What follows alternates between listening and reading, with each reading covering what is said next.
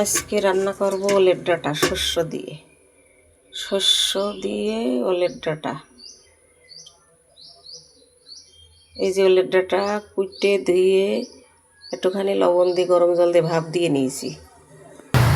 এই যে ঝাল শস্য বেটে রেখেছি, পেঁয়াজ রসুন কেটে থিতো করে রাখেছি। কড়াই গরম হয়ে গেছে, শুকনো ঝাল কালো জিরে তেলে দিয়ে দিয়েছি। এবার পেঁয়াজ রসুন তেলে দেবো।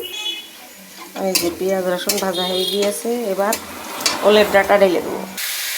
ওলের ডাঁটা ঢেলে দিয়েছি, এবার হলুদ লবণ দিয়ে নাড়াচাড়া করবো। এই যে লবণ হলুদ দিয়ে ভাজা ভাজা মতো হয়ে গিয়েছে, এবার ঝাল শস্য ঢেলে দেবো। এই যে ঝাল শস্য ঢেলে দিয়েছি, এবার এরম করে 2-5 মিনিট মতো নাড়াচাড়া করে নামিয়ে ফেলবো।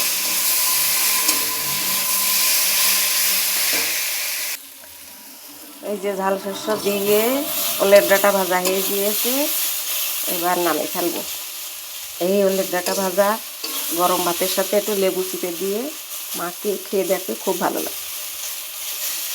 তোমরা এরকম রান্না করে খেয়ে দেখে খুব ভালো লাগে।